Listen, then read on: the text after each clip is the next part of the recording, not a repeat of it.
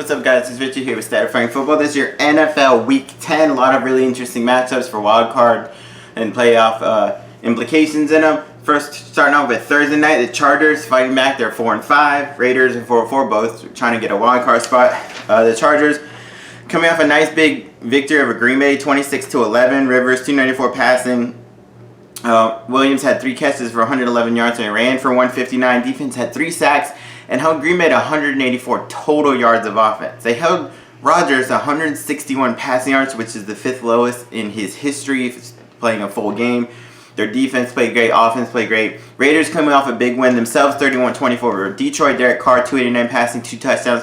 Rookie Josh Jacobs ran for 120, 2 touchdowns. They put up 450 yards of offense. They forced 2 turnovers. This is going to be a really exciting, really close game. It's big in the division. Division is big for a possible wild card berth later. I'm not really sure who to go with here. Both are playing pretty well right now. I'm going to go... Let's see. I'm going to go with the Raiders, man. Carr has been pretty good all season. Josh Jacobs has been doing really well the past few games. Chargers stuff. They ran really well their last game. Maybe they can keep it close there. But I'm just going to go Raiders there off the top of my head. But I think this should come down to the very last final few seconds of the game. All right, going to Sunday, Detroit Lions and Bears. Both Bears 3-5, Lions 3-4-1. Not exactly where they wanted to be. But they still got a chance maybe for a wild card spot. Detroit lost to Oakland 31-24. Matthew Stafford 406 passing, 3 touchdowns. Kenny Galladay 4 catches, 132 and a touchdown. Marvin Jones 8 catches, 126 and a touchdown. They put up 473 yards, but they turned it over twice, which was kind of the difference in the game. Chicago lost to Philly 22-14. It wasn't even really that close. They were down like 19-0 in that game. Trubisky not very good, 10 of 21, 125. They did run for 164 yards, so maybe they can get that going against Detroit. They had 9 penalties. Their defense did have 4 sacks. Their defense has been solid all year. I'm going to go Detroit here because the Bears' defense is really good, but I don't know. I had some high hopes for Mitchell Trubisky, but he's not getting it done. And Stafford, even lose, win, or draw, which they did once, he's been putting up awesome numbers all year. So I'm going to go Lions there just because of their offense. All right, Ravens and the Bengals. Ravens coming off a big victory against the Patriots. They won 37-20. Lamar Jackson, 163 passing and a touchdown, plus 61 rushing and 2 touchdowns. Mark Ingram ran for 115. They had 372 yards of offense. They did turn it over twice. Defense forced 2 turnovers, and they had a big fumble return touchdown that ended up turning the game around. Cincinnati came off a bye. They're still 0-for this year. They lost their last game to the Rams, 24-10. Andy Dalton was solid, 329 passing and a touchdown. They put up 401 yards of offense. The Ravens are really good this year. The Bengals, it's weird. They look, sometimes they can look okay on offense, but Ravens looking good this year. So I got Baltimore in that. All right, the Bills and Browns. Bills right there. They're 6-2. They're right in there they're probably one of the top wild card spots. I think they probably would be right now. The Bills beat the Washington Redskins 20-49. Josh Allen, solid game, 160 passing, 1 touchdown, plus 1 rushing. Defense did have 4 sacks. Cleveland's a train wreck right now. They lost 24-19 to Denver. Baker was solid, 273 passing and a touchdown. They put up 351 yards. Their defense had 3 sacks. I got a shout out their kicker, Austin Seibert. He was 4 for 4, and that was kind of the difference in the game. They had to settle for 4 field goals. They were moving it okay, but they couldn't get into the end zone enough. I got the Bills in this game. The Bills' offense is still kind of mad to me, but their defense is top-notch. And Cleveland, they've been very inconsistent. They didn't really turn over much in their last game, but they can, and Bills can force them. So I got the Bills in them. I think it'll be kind of close, though. All right, Chiefs and Titans, huge game for another wild card spot. Chiefs are 6-3. They're leading their division right now. Titans are 4-5. Maybe they can fight their way in. Kansas City, Matt Moore led them to a nice last-second victory against a really good Minnesota team, 26-23. Moore passed for 275 and a touchdown. Damian Williams ran for 125 and a touchdown. His touchdown was a 91-yarder. Tyreek Hill, 6 catches, 140 and a touchdown. Their kicker, Harrison Butker, 4 for 4 in field goals. Whereas Tennessee lost 30-20 to Carolina. Tannehill was solid, 331, 1 touchdown pass, but he threw 2 interceptions.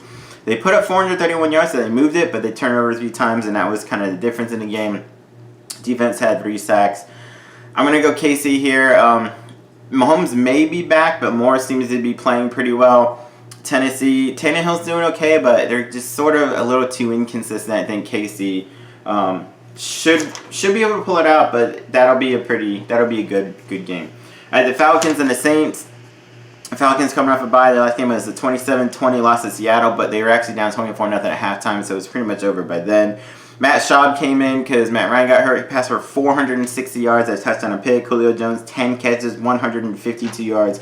They did put up 510 yards of offense, but they're only 69 rushing, and they had 3 turnovers in that game. Where the Saints, there came off a bye. Their last game was a 31-9 win over Arizona. Drew Brees was back in that game, 373 passing, 3 touchdowns. Murray ran for 1 and 2 and a touchdown, plus had 9 catches for 55 yards and a touchdown. Thomas, 11 catches, 112 and a touchdown.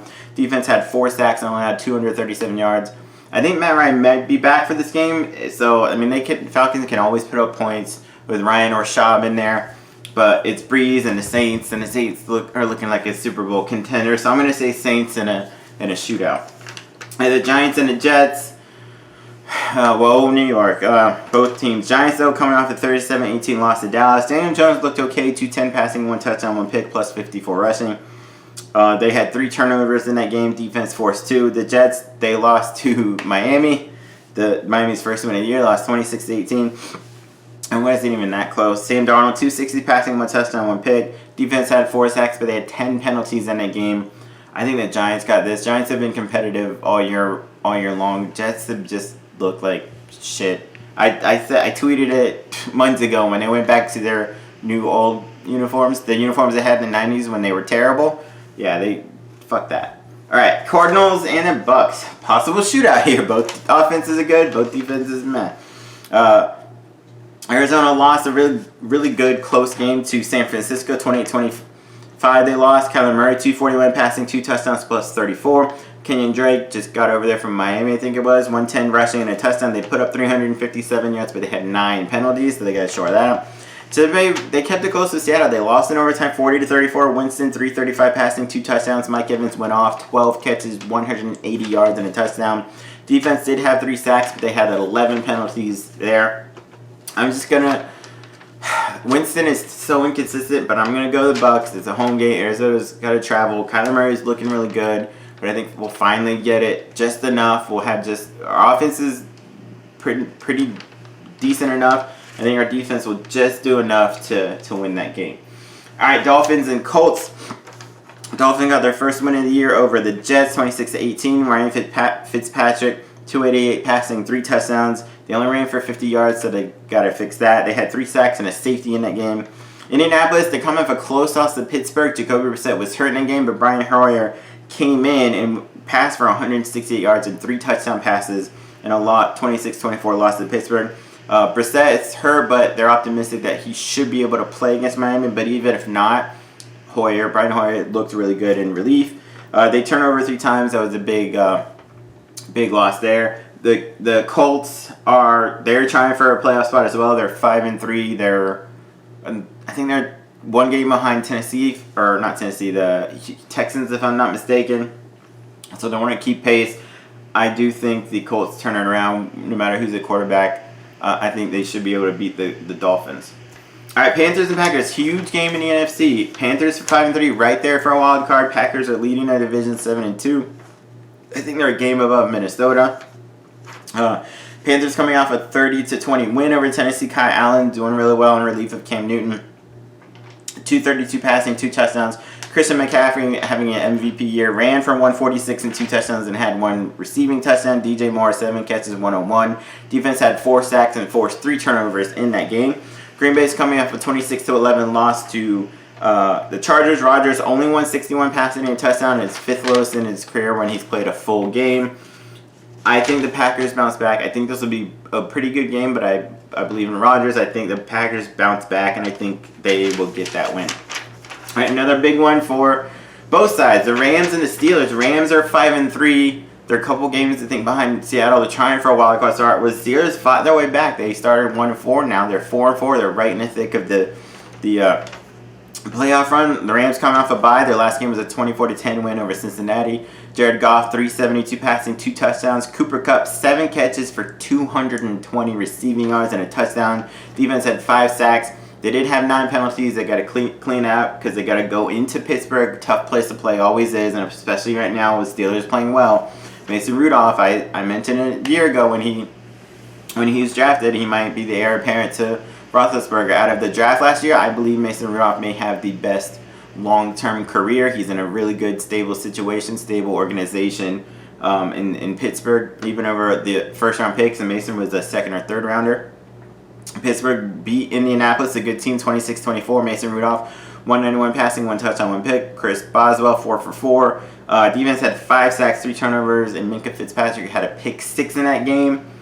This is really tough to win because the Rams got to travel across the country, but the Rams they still got that offense. Steelers, historically, their defense is fine, but this year they're okay. Alright, I'm going to go logic here. I just think maybe the Rams are slightly better overall. I do think the Steelers are maybe playing better right now, but I'm going to go Rams. Really close game. This is a toss-up for me. And it has the Rams 3.5 favorite, and they're on the road going across the country. Toss-up for me. I'll go Rams, though. Alright, another big one. Vikings and the Cowboys. Vikings are 6-3. Cowboys are 5-3. Minnesota's 1 game behind Green Bay in their division. Cowboys are leading their division by, I think, a game or half a game or something like that. Minnesota lost 26-23 to Kansas City. Kirk Cousins had a good game, though. 220 passing, 3 touchdowns. Defense did have 5 sacks in that game. Cowboys beat the Giants 37-18. Dak Prescott, 257 passing, 3 touchdowns. Ezekiel Elliott ran for 139. They put up 429 yards of offense, but they turned over twice and had 10 penalties. The Vikings have a really good defense, and their offense has been doing pretty well the last 4 games or so, especially passing. They got Dalvin Cook at running back. This will be a back and forth game, but I'm going to go Dallas slightly here on the edge. This is really, and it's Dallas by 3. The line is, this is going to be really close. I'll go Dallas a little bit there. Their defense played really well against the Giants. 5 sacks, 3 turnovers, fumble return for a touchdown. I'll go Cowboys. All right, then the gigantic Monday night game. The Seattle Seahawks and the Niners. Seahawks are 7-2. The Niners are the only undefeated team left in this in the NFL right now. They're 8-0. Whoever wins this game will be on top of that NFC West division. Seahawks are 1 game behind, so if they win that, they'll be right there with them. Seattle beat Tampa Bay in overtime 40-34. Their offense went off. Russell Wilson, 378 passing, 5 touchdown passes. Chris Carson, 105 rushing. Tyler Lockett, 13 catches, 152 yards, 2 touchdowns. DK Metcalf, 6 catches, 123 in a touchdown. They put 492 yards. All that, blah, blah, blah. Niners have a really good defense. They beat Arizona 20-25. Garoppolo, he had 4 touchdown passes and 317 passing yards. Emmanuel Sanders, 7 catches, 112 and a touchdown. They put up 411 total yards. The defense had 3 sacks. They did have 8 penalties in that game. They got to clean that up if they want to beat Seattle. I'm actually going to go Seattle here. Niners, I really like Garoppolo. Their offense looks good. Their defense looks great. Seattle's just playing so well right now, especially on offense. I think they'll do just enough. They'll move it just enough. This might be another 28-25 kind of game. Maybe even higher. It could be a shootout, but I think, especially the Niners defense, I think is really good. But I'm going to go Seattle here in that one. All right, there's my NFL picks and previews. Check out all my other videos. Peace.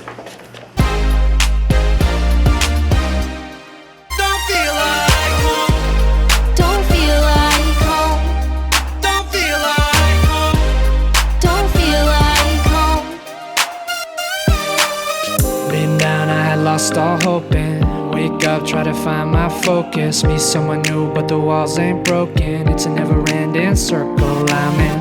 Time slow when you're on your own, and just seeing that name on your phone, and phone rings, not you, heart slow, man. Why you gotta switch up the plan?